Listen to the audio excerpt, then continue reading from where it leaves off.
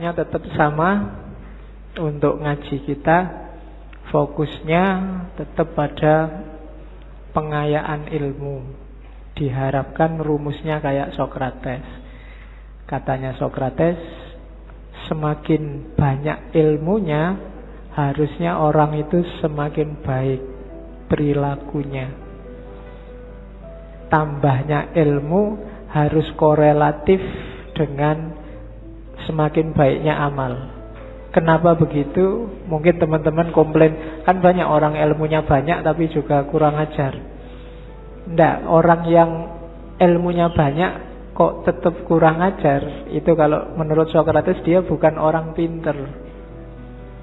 Karena kalau orang ilmunya banyak tetap perilakunya nggak bagus, dia sedang melakukan sesuatu yang bertentangan dengan ilmunya. Dan itu akan menghasilkan hidup yang gelisah, hidup yang galau. Dan hanya orang bodoh yang milih hidup sumpek. Orang yang sudah tahu kalau korupsi itu jahat, merusak, kok tetap korupsi, itu katanya Sokrates orangnya bodoh. Maka visi kita di ngaji ini yang bolak-balik saya sampaikan, semakin nambah ilmunya harusnya semakin baik kelakuannya. Rumusnya itu.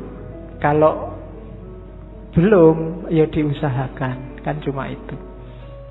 Bismillah, kita sekarang masuk ke seorang sufi besar.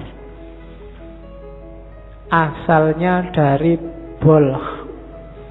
Kalau di tulisannya Balkhi. Daerah Afghanistan. Dari sekitar awal abad 13. Jalaluddin Rumi ini lahirnya 1207 dan nanti meninggalnya tahun 1273. Sufi Jalaluddin Rumi ini terkenal tidak hanya di dunia Islam. Orang Barat juga banyak yang jatuh cinta sama Jalaluddin Rumi. Dulu tahun 2007, waktu PBB 2007 800 tahun peringatannya Rumi, itu UNESCO PBB mencanangkan tahun 2007 adalah tahun Jalaluddin Rumi. Jadi orang Barat aja banyak yang jatuh cinta, padahal kita banyak yang tidak kenal sama Jalaluddin Rumi. Jangan-jangan orang luar lebih mengapresiasi. Dan sejauh yang saya tahu, muka kita umat Islam itu banyak diselamatkan oleh beliau-beliau ini. Stigma-stigma negatif Islam yang teroris, Islam yang ngamuan, itu menjawabnya mudah karena ada orang-orang seperti Jalaluddin Rumi ini. Jadi kalau ada yang ngomong, oh Islam itu ngamuan, oh enggak, coba dilihat Rumi itu. Kebetulan nama ini diakui. Bahkan Paus Yohanes ke-23 itu menghormati Rumi. Dia bilang, kalau di hadapan Rumi saya harus tunduk dan patuh. Itu mereka. Dan ya jangan lagi tokoh-tokoh Muslim seperti Iqbal, termasuk juga tokoh Hindu seperti Gandhi, itu idolanya juga Rumi. Di masjid ini juga Rumi kan kita kaji bareng Cak Kus. Ya, semoga, makanya kok lama sekali ya ngaji filsafat ndak ngangkat-ngangkat Rumi. Loh, tiap sekian minggu kalian kan sudah ketemu Rumi. Cuma karena banyak yang minta, ya sudahlah saya angkat di filsafat cintanya. Sebenarnya banyak gagasan-gagasan original dari Rumi, cuma malam ini kita ngomong cintanya saja. Rumi ini ayahnya sendiri itu seorang wali, seorang ulama. Gelarnya Sultanul Ulama. Namanya Syekh Bahauddin Walad. aslinya dari Balkh, Afghanistan. Afghanistan zaman dulu itu kan masuk wilayahnya Persia. Cuma waktu Rumi umur 3 tahun, Syekh Bahauddin Walad dan keluarga ini pindah ke Konya. Konya itu di satu daerah namanya Rum. Konya ini masih, kalau hari ini wilayah Turki.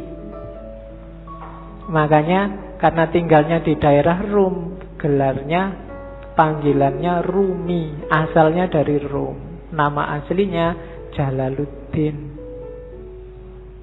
Nanti Jalaluddin Rumi ini sejak kecil sudah pintar. Bahkan begitu masuk ke Konya, beberapa tahun saat dia umur 7-8 tahun, sama ayahnya diajak sowan ke wali besar saat itu, Fariduddin Attar. Begitu Fariduddin Attar sama Rumi melihat Rumi ini saat itu berdiri di belakang ayahnya. Katanya Attar, lihatlah, lautan sedang datang. Dan di belakang lautan itu ada samudra. Jadi Sufi dan wali itu biasanya lebih ngerti siapa ya jadi siapa. Dan ramalannya Fariduddin Attar benar bahwa Rumi ini nanti melebihi ayahnya jauh. Setelah ayahnya meninggal, nanti Rumi lah yang menggantikan ayahnya. Kalau zaman sekarang mungkin di pondoknya, santrinya banyak, 4.000-an lebih. Sehingga dikenallah nanti Rumi dengan gelar Maulana. Maulana Rumi, tuan kami, tuannya orang Rum. Itu karena kepinterannya seorang Rumi. Jadi dia profesor pinter zaman itu. Meskipun nanti ada titik balik kehidupannya yang membuat dia jadi tidak sekedar orang pinter, tapi jadi orang sufi besar. Jadi yang bikin titik balik ini nanti ketika dia bertemu gurunya, namanya Syamsu Tabriz, Syamsuddin At-Tabrizi. Ini sufi misterius yang kemarin waktu kita ngaji Sunan Kalijogo, kan waktu Sunan Kalijogo mau naik haji ke Mekah terus transit di Malaya, di Pulau Upih itu nunggu kapal, bergurulah Sunan Kalijogo pada seorang wali yang namanya Syamsu Tabriz. Kalau di Serat Jawa namanya Syekh Sutabrid. Syekh Sutabrid ini dimungkinkan wali pengembara Syamsu Tabriz ini, meskipun ada beberapa kritik termasuk tidak sinkron tahunnya, tapi bisa jadi juga. Nah, itu Rumi jatuh cinta luar biasa sama gurunya. Jadi kalian gak usah heran kalau baca sejarahnya Rumi kok sampai segitunya ya sama gurunya. Masa gurunya cowok loh. Ya kan, biasanya sing pikirannya aneh-aneh, cowok seneng cowok berarti enggak gitu. Ya, kayak kamu kagum sama gurumu yang kamu anggap luar biasa kan juga kamu saking harapannya, saking senengnya. Dan Rumi ekstase kalau sama gurunya ini. Rumi dapat banyak sekali pelajaran dari Syamsu Tabriz. Dari situlah Rumi kemudian mulai menarik diri dari dunia ramai. Dia mulai zuhud, mulai uzlah, yang nanti memunculkan fitnah-fitnah, bikin Syamsu Tabriz tidak nyaman di dekat Rumi, terus pergi. Ketika gurunya ini pergi, itu Rumi mengalami semacam depresi, semacam stres, ditinggal orang yang paling disayangi. Mulai keluar bakat sastranya, syair-syairnya lahir. Termasuk nanti setelah ditinggal gurunya ini lahirlah tarian paling terkenal yang kita lihat mungkin di masjid ini kemarin waktu burdan kan juga ada. Orang barat menyebutnya whirling dervish, sufi berputar, yang gambarnya orang muter-muter cepat sekali itu. Jadi itu sebenarnya waktu Rumi sumpek, suatu ketika dia ke tempatnya seorang muridnya namanya Salahuddin. Salahuddin ini pandai besi. Jadi tukang besi yang biasanya nempa besi itu. Nah, Dia merenung, di situ termenung. Tiba-tiba dia dengar ketukan besi itu yang teng yang membentuk apalah kalian. Saya tidak tahu di Jogja di mana ya pandai besi. Sekarang enggak, mungkin enggak populer. Tapi dulu ada tukang besi. Nah, lama-lama bunyi ketukan ini di telinganya Rumi kedengaran kayak bunyi wirid, kayak bunyi Allah, Allah, Allah. Terus di setiap ketukannya, dan secara nggak sadar tubuhnya bergerak mengikuti irama ketukan besi itu. Dari situ nanti terus dia berputar. Dari situ nanti lahir Whirling Dervish yang terkenal dalam torekot yang di torekotnya Rumi itu namanya torekot Maulawiyah. Oke. Jadi torekot yang dikembangkan sesuai ajaran-ajaran Rumi. Ajaran-ajarannya dirumuskan sama sahabatnya yang namanya Syekh Husamuddin. Kalau Rumi dia nulis beberapa kitab besar yang populer, yang kita ngaji di sini sama Cak Kus itu Rubaiyat. Rubaiyat itu 1600 bait syair. Nanti kitab yang dia tulis paling terkenal lagi Diwanu Syamsu Tabriz. Ini pujian-pujian syair tentang gurunya Syamsu Tabriz. Tentang gurunya juga dia tidak cuma nulis diwan, tapi nulis Maqalatus Syamsu Tabriz. Dia juga nulis maktubat. Yang paling terkenal dari Rumi secara internasional juga adalah Masnawi. Masnawi ini bagi beberapa tokoh disebut Qurannya Persia, karena ditulis awal pakai bahasa Persia. 25.000 bait syair didiktekan pada sahabatnya Syekh Husamuddin dalam jangka kurang lebih 15 tahun. Meskipun enggak secara kontinu di tahun-tahun terakhir kehidupannya Rumi. Itu untuk menutupi kerinduannya pada gurunya. Syekh Husamuddin ini sahabatnya yang bertugas mencatat syair-syairnya Rumi. Jangan salah, Rumi itu kalau bersyair nggak pakai mikir, nggak pakai nulis. Namanya bil bidah. Jadi kayak orang ngomong tiba-tiba keluarnya syair aja. Jadi dia nggak pakai, kayak kalian kan bikin puisi sak garis keliru dicoret, dihapus, ganti lagi. Kurang indah dihapus. Enggak, kalau Rumi namanya bil bidah, secara langsung. Badihi itu kan langsung. Jadi begitu dia ekstase dia ngomong dan muridnya mencatat. Dari situ lahirlah Masnawi yang 25.000 bait syair. Dan syairnya itu kalau Masnawi coba sekali-sekali dibaca. Saya tahu teman-teman akrab enggak ya dengan warisan-warisan semacam ini. Saya dulu zaman mahasiswa sukanya yang terjemahannya Nicholson itu. Nicholson aja menerjemahnya panjang, hampir 25 tahun. Menerjemah karyanya Rumi mulai 1925 sampai 1950. Orientalis itu mau sekian puluh tahun menggeluti karya umat Islam. Jangan dibandingkan sama kita. Ya, nanti kita malu. Kita kan bisanya cuma marah-marahin orientalis. Padahal kita tidak mau setekun orientalis untuk belajar Islam. Itu kelebihan kita hari ini. Iya, kita kan senengannya nesu. Kalau ada yang nggak cocok dikit marah-marah. Kemarin saya waktu di Jakarta ada wartawan yang tanya, Pak Faiz, ngaji filsafat itu kitabnya apa? Tidak ada kitabnya. Lah kok tidak ada kitabnya?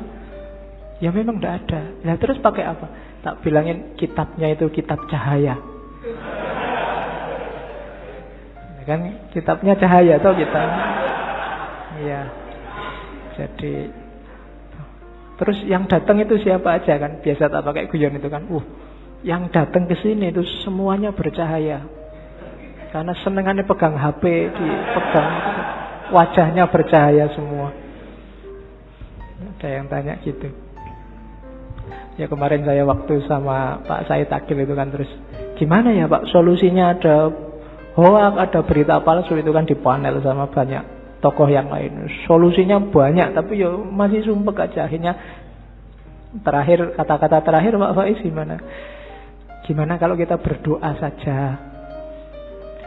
Doa kita itu selama ini kurang.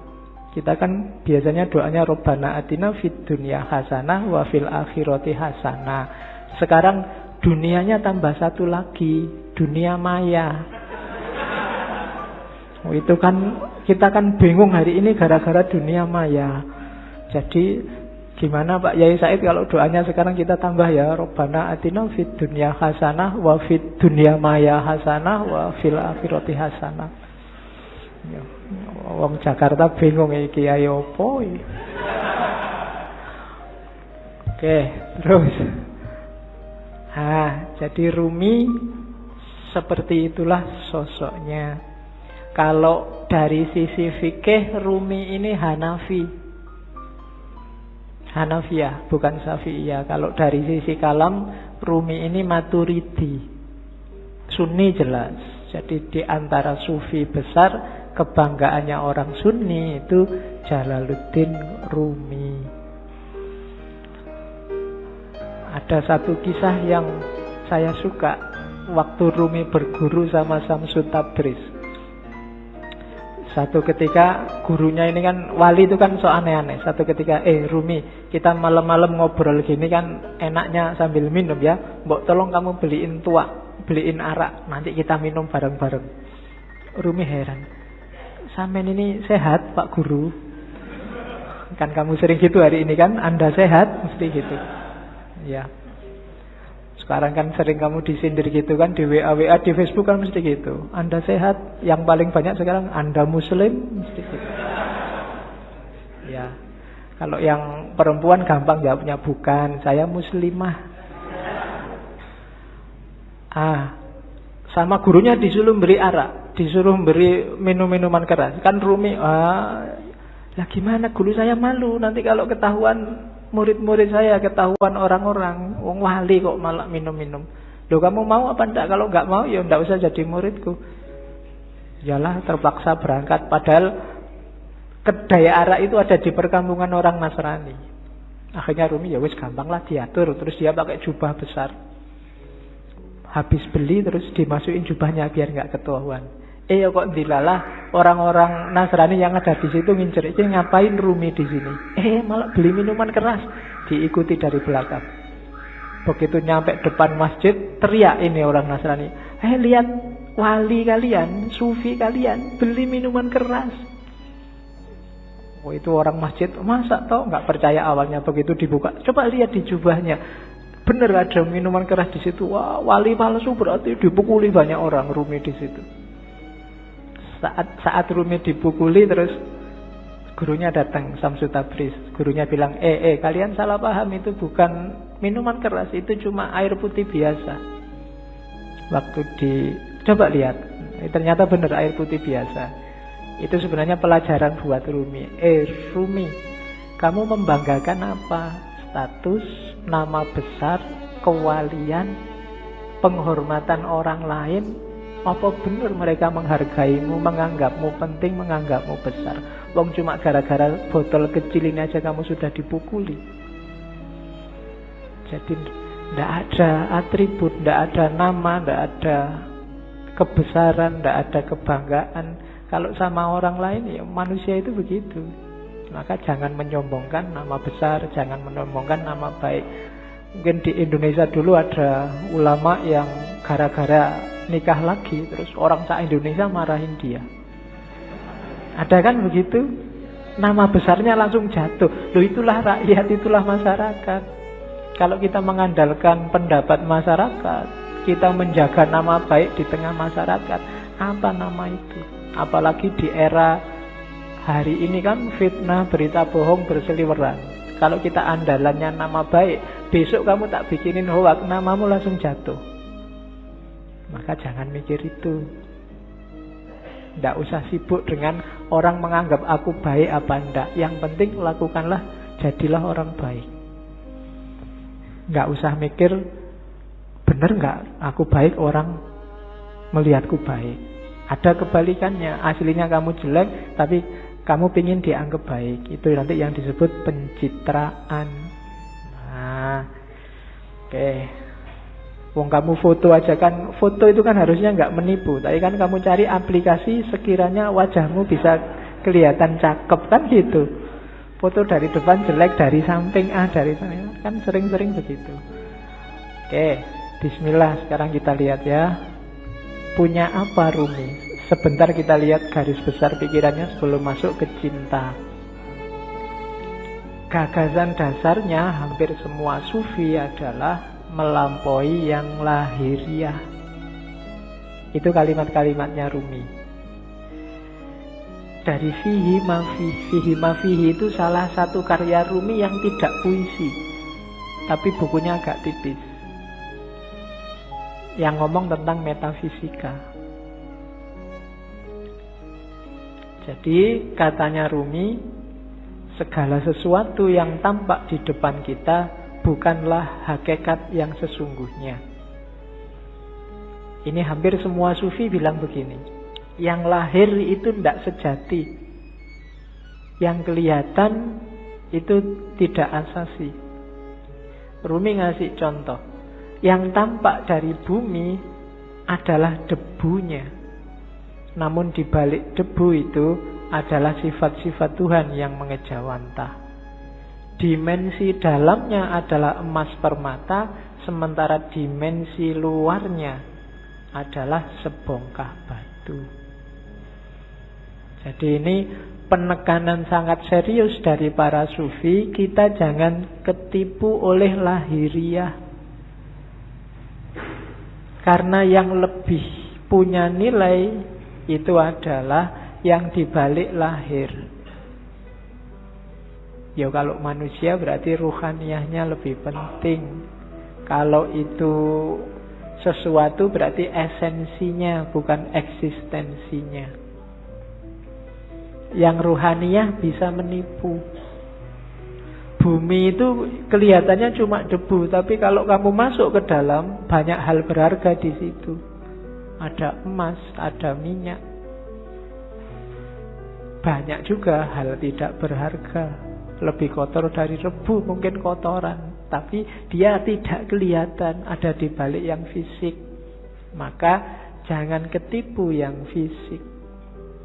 Sehingga katanya Rumi, jangan terikat oleh bentuk, keluarlah dan gapailah makna.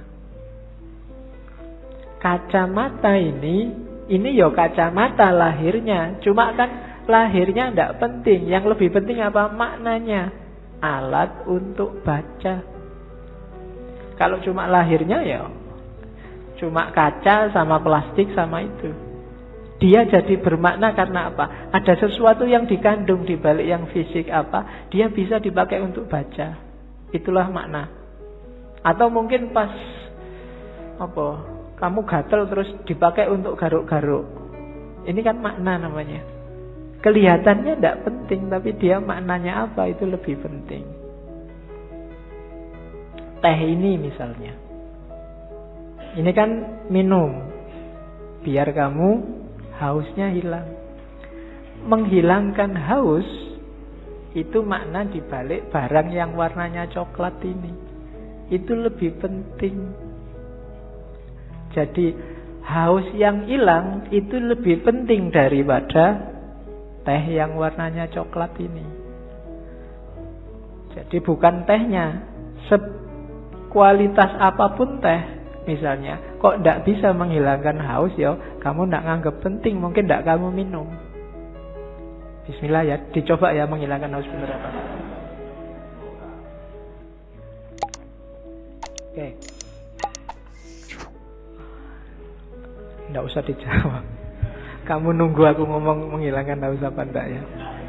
Ya mesti wae, masuk kamu umur berapa baru paham kalau teh menghilangkan haus. Oke ya, yang terakhir itu bagus. Hati-hati, jangan tertipu. Banyak hal yang kau anggap sebagai penyebab sebenarnya adalah hijab. Ini penting. banyak hal lahir. Yang lahir ya, karena ini ngomong yang lahir sama yang batin. Yang lahiriah, yang kelihatan, kita nganggapnya ini sebab. Baju membuat kita ganteng. Kemudian amal baik membuat kita masuk surga.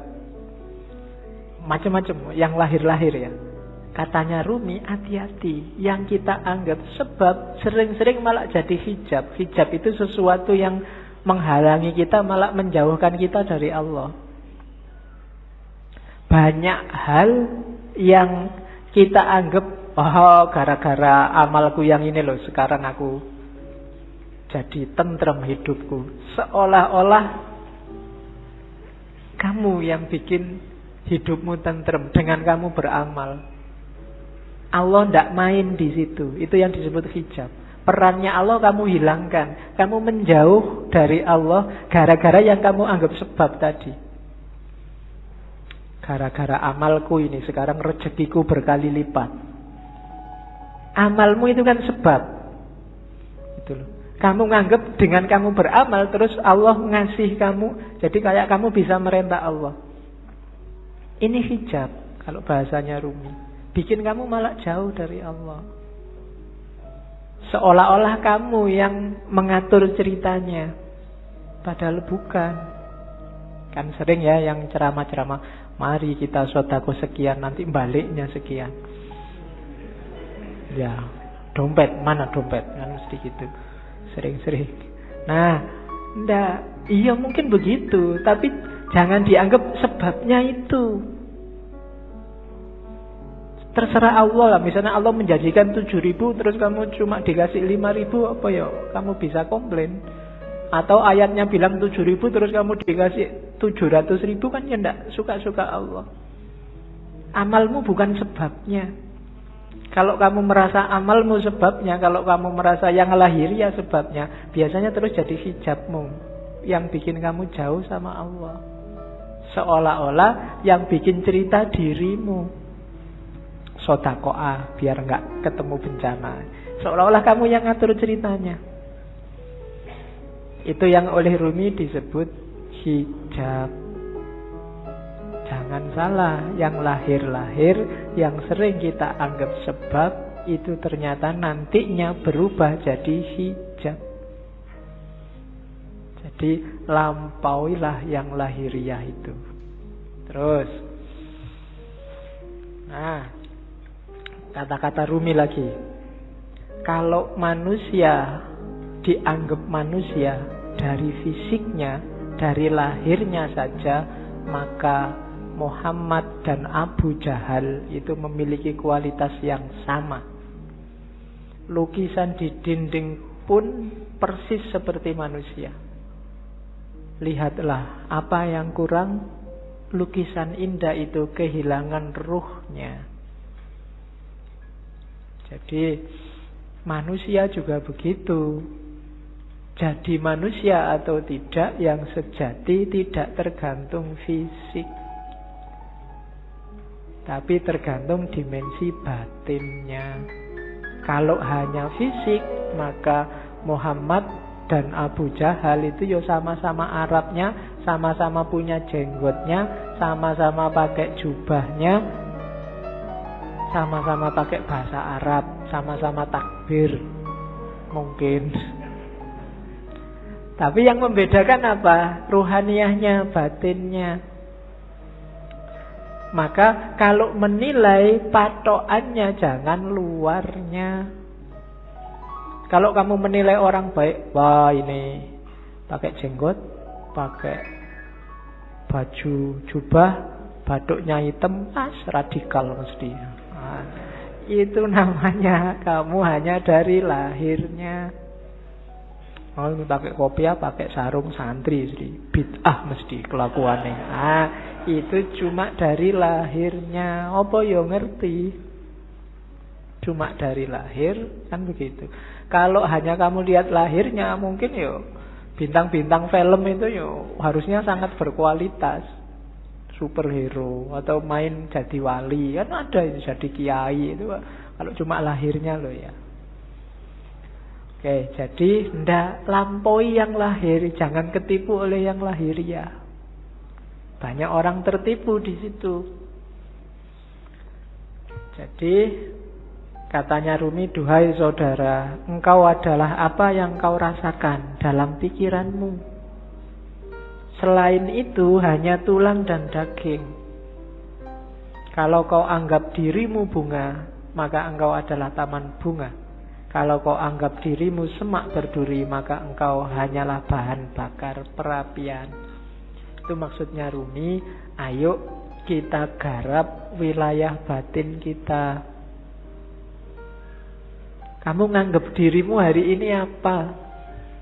Sebagai manusia. Jangan berhenti di kulit dan daging.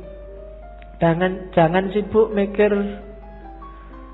aku sudah ganteng apa belum ya? Hari ini kayak gimana kelakuanku yang fisik-fisik, enggak. Coba dilihat batinnya dulu, dibereskan. Kalau yang dalam sudah beres, keluarnya pasti bagus. Itu maunya Rumi. Kalau dalamnya masih belum beres, ya susah. Jadi lampaui dulu yang lahir. Oke. Bahkan banyak amalan-amalan ibadah lahir di banyak hadis jadi tidak bernilai ketika batinnya ndak ikut. Kan banyak itu kan, kam min so'imin, berapa banyak orang puasa hanya dapat lapar dan haus, berapa banyak orang sholat hanya dapat capek fisiknya saja, dan seterusnya. Itu berarti apa? Kualitas lahirnya beres, tapi kualitas batinnya belum. Puasa tapi tidak ada menahan dirinya, kan itu yang di hadis itu maksudnya. Ya bener, nggak makan, nggak minum dari pagi sampai maghrib, tapi aspek menahan dirinya nggak ada. Misalnya sejak pagi sampai maghrib nonton TV terus, jalan-jalan di mall matanya masih ke kiri ke kanan, itu kan tidak ada aspek menahan dirinya, maka dapatnya cuma lapar dan haus. Sholat juga begitu. Sholatnya di sini tapi pikirannya di komputer, pikirannya di HP, ada suara tweet-tweet, ada SMS ini mesti ada. Jadi fisikmu ada di sini tapi pikiranmu di sana. Sholatmu tidak ada ruhnya. Bilang Allahu Akbar tapi otomatis kayak robot. Baca Fatihah tapi Fatihahnya tidak hadir dalam dirimu. Itu persis kayak HP-mu yang bisa ngaji, tidak ada ruhnya. Ya, mungkin dulu pernah tak ceritainnya, ada yang tanya pada saya, Pak, HP yang bisa ngaji itu kalau dibawa ke WC kira-kira boleh enggak, Pak? Kan itu Quran. Jawabannya susah. Ada kiai ulama Arab yang jawab boleh. Kenapa? Asal di WC enggak disetel ngajinya. Enggak kamu sambil di WC terus ngaji bismillah, enggak boleh. Tapi kalau ada aja dalam HP enggak apa-apa. Analoginya apa? Pikiranmu. Kamu hafal Fatihah enggak? Hafal. Berarti di kepalamu ada Fatihahnya. Wong hafal. Kalau kamu masuk WC, masuk hafalannya mau dibuang kan enggak?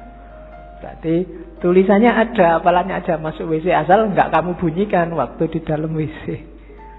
Nah, itu HP-nya saja itu kan enggak ada ruhnya. Jadi kalau kamu ngaji, kalau kamu sholat, ketika jiwamu enggak hadir, batinmu enggak hadir, ya cuma dapat wadahnya saja, enggak ada isinya. Bahkan mungkin lebih bagus HP-mu, tartilnya jelas. Iya, kalau kamu ngaji dewe kan masih pelekak-pelekuk.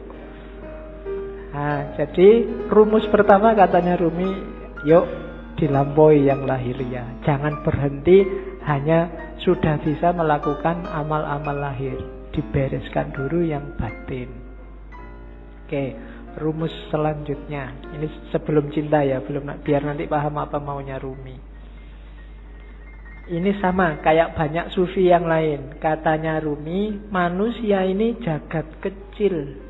Bahasa filsafatnya mikrokosmos, alam sohir. Alam semesta ini alam kabir. Dalam diri mikrokosmos ada makrokosmos, ada dalam dirimu terkandung semua unsur-unsur alam semesta. Makanya Al-Quran menyuruh Lihatlah sekelilingmu dan lihatlah dirimu sendiri. Karena dalam diri kita, apa yang ada di alam, dalam diri kita ada. Dalam bentuk mini. Unsur-unsur alam apa saja itu sebenarnya ada. Mineralkah, air, api, udara, tanah, ada semua. Dalam diri kita. Jadi kita ini mikrokosmos. Maka pertama-tama pahamilah dirimu. Kenali dirimu, lihatlah ke dalam.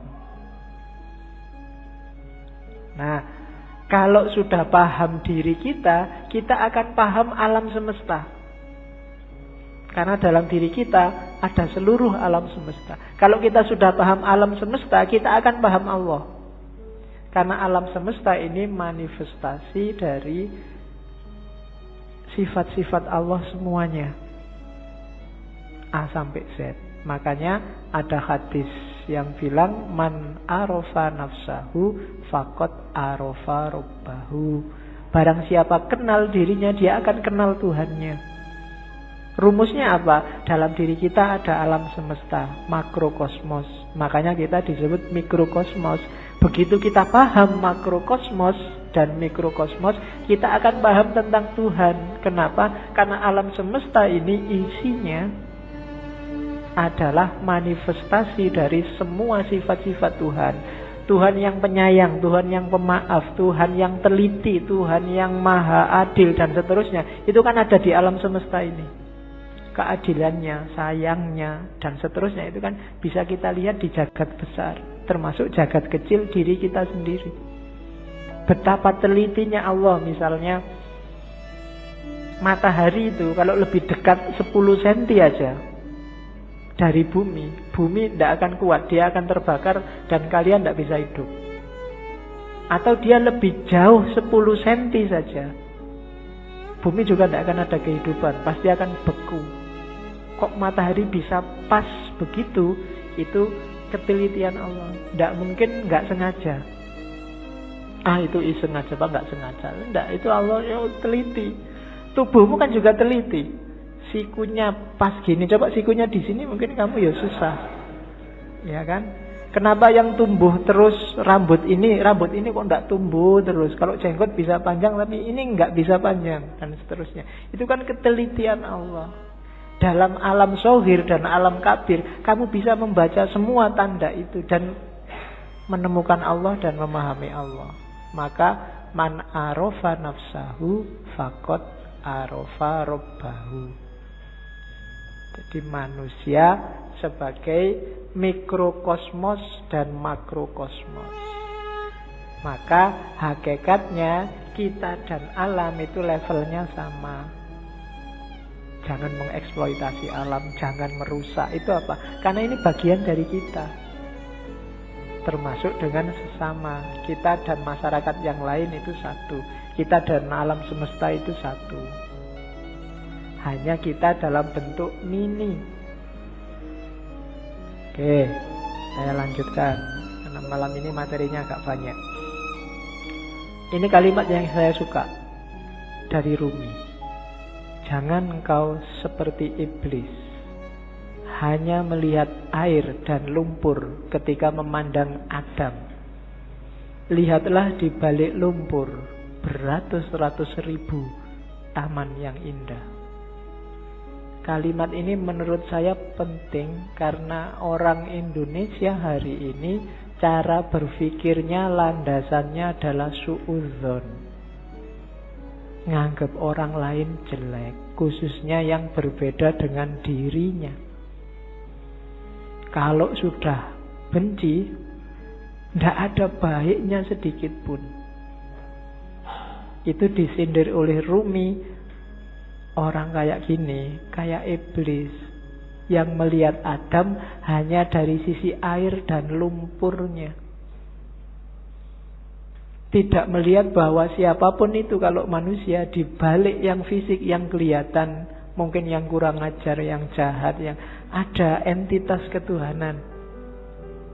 Ketika di Al-Quran Allah bilang wa nafakha fihi min ruhi, dan kutiupkan dalam diri manusia itu sebagian dari ruhku.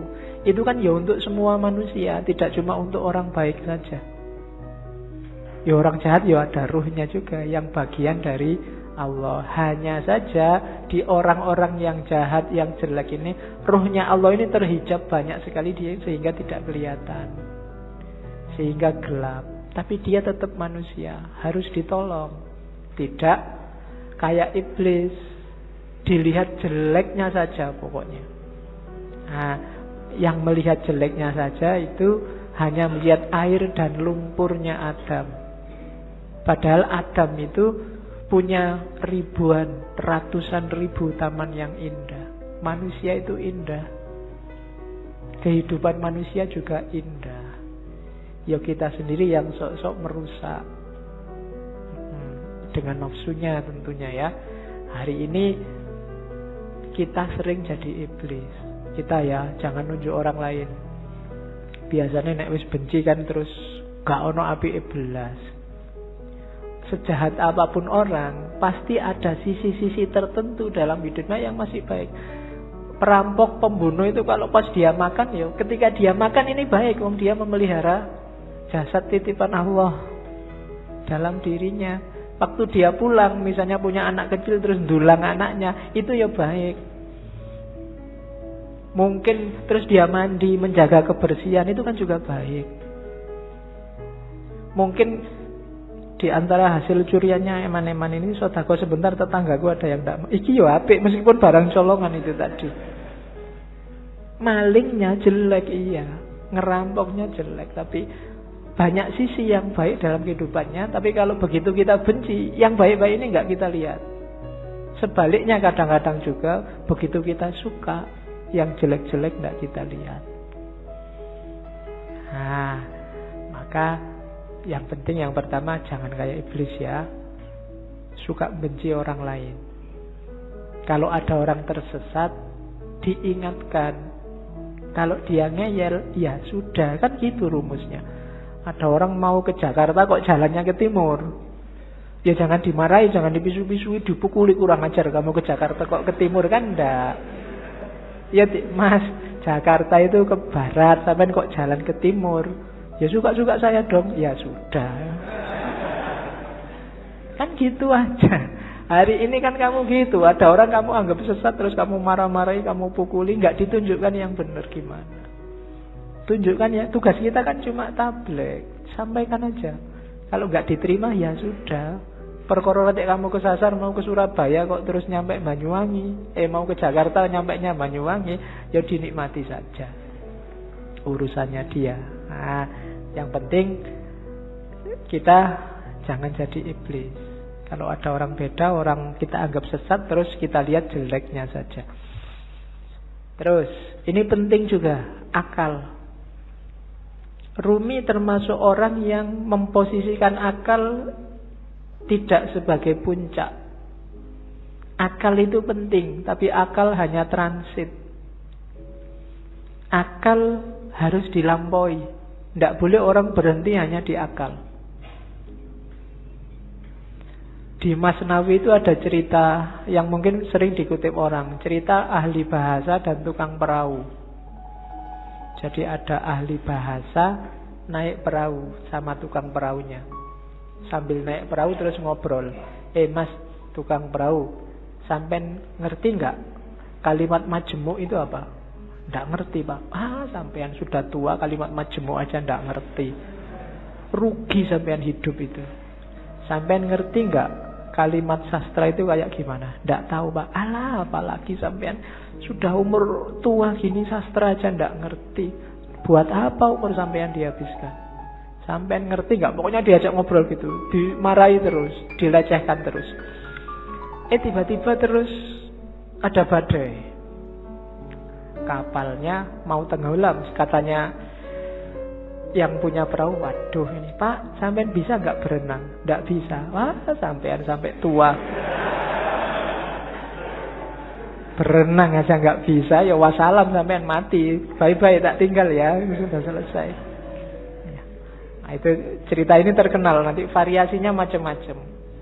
Tapi ini Rumi mau nyindir bahwa ya bolehlah ada orang pinter, tapi sepinter-pinternya orang itu kan sesuai bidangnya.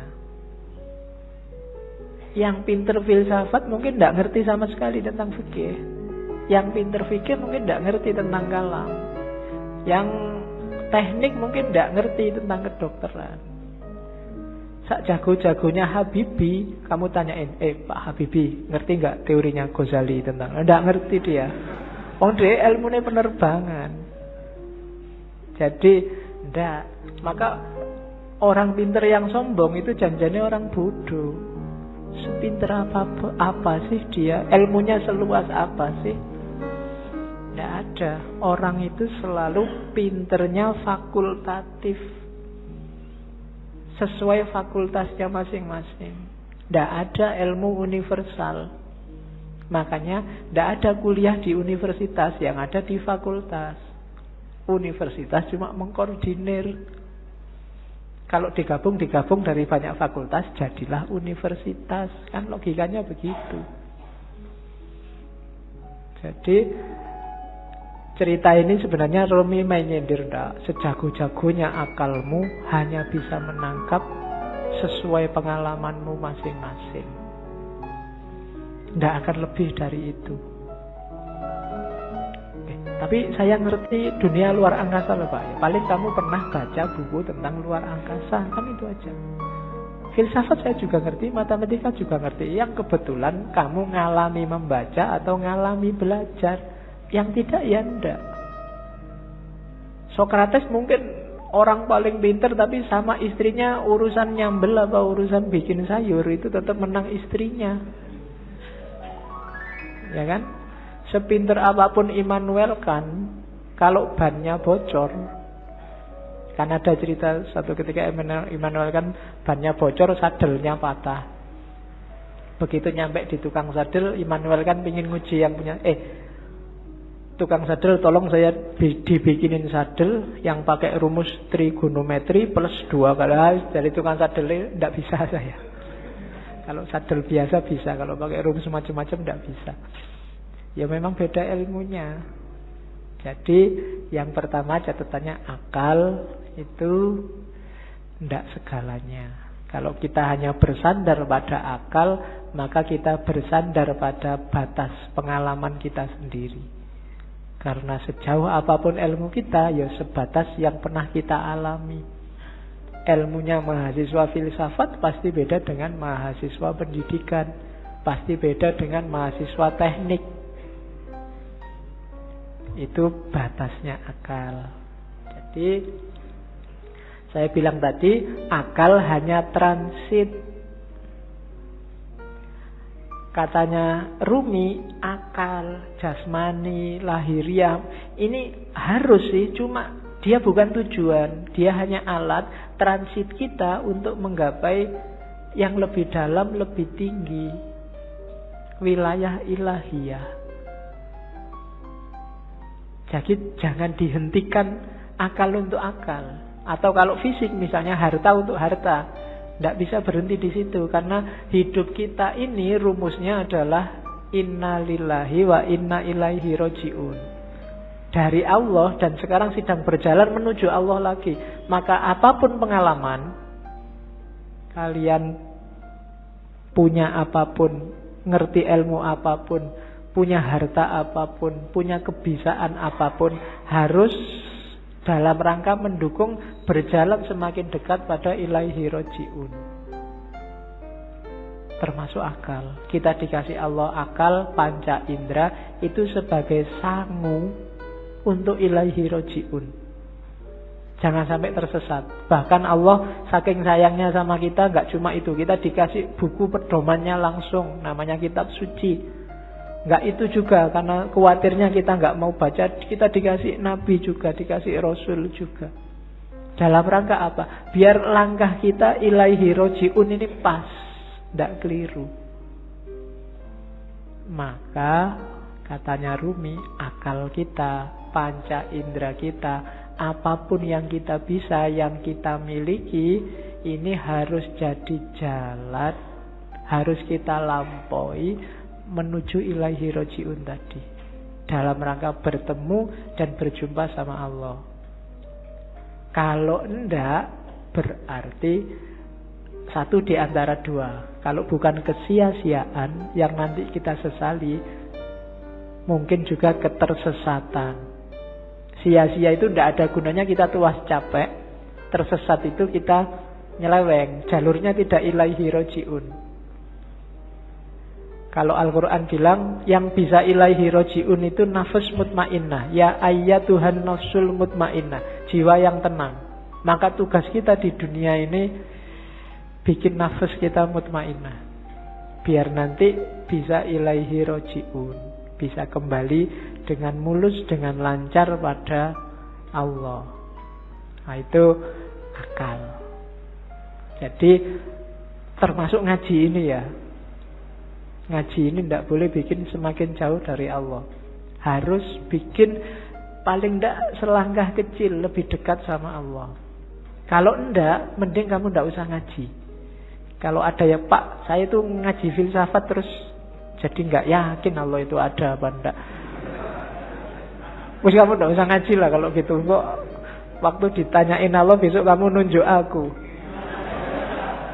Ah itu yang ngajari Pak, nanti gitu aku susah aku. Enggak, pokoknya apapun harus bikin kamu selangkah lebih dekat. Kuliah juga begitu. Kamu kuliah juga, target sementaranya sih untuk penyemangat itu kan yo IP lah, pekerjaan lah, tapi harusnya kuliahmu bikin kamu semakin dekat sama Allah. Makan juga begitu, tidur juga begitu, pacaran juga. Ya jadi kalau punya pacar, bilang ke pacarmu, kita komitmen ya, kita pacarannya semakin mendekat ke Allah. Ya diatur sendiri rumusnya, kamu yang ngerti. Ya, kalau mau pegangan tangan, Bismillahirrahmanirrahim. Ya, kalau sudah, Alhamdulillah. Oke, itu maunya Rumi. Jadi apapun fasilitas yang diberikan Allah pada kita sekarang, manfaatkan itu untuk ilaihi roji'un. Hakikat kita ada di situ. Dan semua yang bikin kita semakin jauh dari ilaihi roji'un, hindarilah. Termasuk mungkin yang casing itu kan tampakan luarnya, kelihatannya ini sangat agama deh, kelihatannya ini sangat islami deh, tapi kok rasanya bikin kamu semakin gak dekat sama Allah, mending dijauhi. Oke, itu Rumi. Saya ingin ngomong sedikit tentang ini. Tarian berputar Darwis, Whirling Darwis. Di tarian ini ada beberapa kunci ajarannya Rumi. Ya kalian lihat kemarin di masjid juga ada. Itu ada rumusnya. Mungkin kalian lihat ini kan semakin muter semakin cepat, semakin lemah semakin cepat. Ada yang tanya kok enggak pusing ya? Enggak. Ada rumusnya. Kalau pengen enggak pusing, yang pertama, waktu muter, kepalanya jangan ikut muter. Jangan ikut geleng, jangan ikut ngangguk. Yang kedua, jangan merem. Kalau merem, ada kecenderungan lebih pusing. Yang ketiga, jangan lirak-lirik. Pandangan matanya harus lurus. Jadi yang gerak cuma badannya. Posisi tangan itu penting. Tangan kanan menunjuk ke atas, tangan kiri ke bawah. Ini menjemput, menunggu hidayah dari Allah. Kalau sudah dapat, disebarkan ke bawah. Jangan dilek dewe basa Jawane. Aja dipek dewe. Kalau dapat ilmu banyak, kalau dapat yang penting-penting, ya disebarkan. Jangan pelit. Jangan nunggu diundang dan dibayar baru mau ngajar. Ya. Wong ilmu kamu nggak beli. Saya selalu bilang ilmu itu bukan karena usaha kita, tapi dikasih Allah. Kalau belajar itu kewajiban kita, tapi dapat ilmu atau tidak itu terserah Allah. Makanya kadang-kadang ada mahasiswa kuliah kok ngantuk. Jangan dimarahin, mungkin memang belum rezekinya dapat ilmu dari dosennya. Jadi ini menjemput hidayah, yang ini menyebarkan. Terus mutarnya berlawanan dengan jarum jam. Yaitu ada filosofinya. Kayak tawaf itu kan berlawanan dengan jarum jam juga. Ya mungkin filosofinya, kalau manut jarum jam itu berarti ikut ritmenya dunia. ikut ritme sehari-hari. Tapi yang spiritual itu ritmenya dibalik. Kita geraknya tidak mendatar tapi ke atas. Saya sering ngasih ilustrasi. Kalau kamu sedang masang mur itu, kamu muternya kan harus berlawanan dari arah jarum jam, baru murnya lepas ke atas. Tapi begitu kamu searah jarum jam, murnya akan semakin mancep, semakin ke dalam. Maka tarian ini juga muternya berlawanan, biar ada energi vertikalnya, energi ke atasnya. Itu diantara rahasianya. Ada topinya. Topi ini kalau di Rumi, topi yang tinggi itu isyarat dari kuburan, makam, nisan. Maksudnya apa? Kuburan dari ego, kuburan dari nafsu, hasrat duniawi. Itu kan topi yang tidak keren sama sekali. Karena memang simbol dari nisan, simbol dari kuburan. Kamu jalan-jalan di mall pakai itu mesti dilihat banyak orang. Tidak keren. Karena memang simbolnya bukan simbol untuk keren-kerenan. Dia simbol dari ego. Terus baju putih itu ya ego yang sudah kamu kubur dalam dirimu, sekarang kasihlah yang putih, ditutupi oleh cahaya amal baik, kesucian. Nanti kalau pertunjukan biasanya ada fase ketika yang di tengah pakai jubah hitamnya dibuang.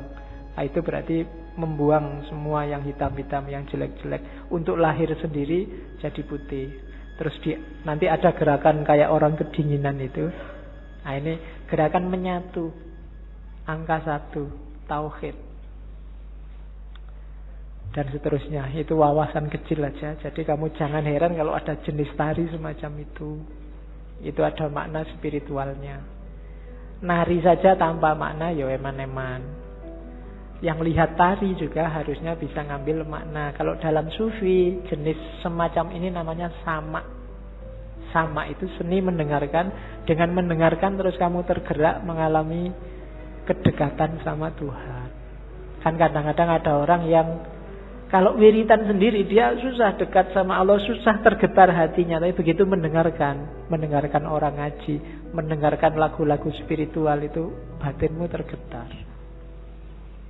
Dengerin lagu religius itu kamu kadang-kadang kan bisa nangis, apalagi pas duit entek.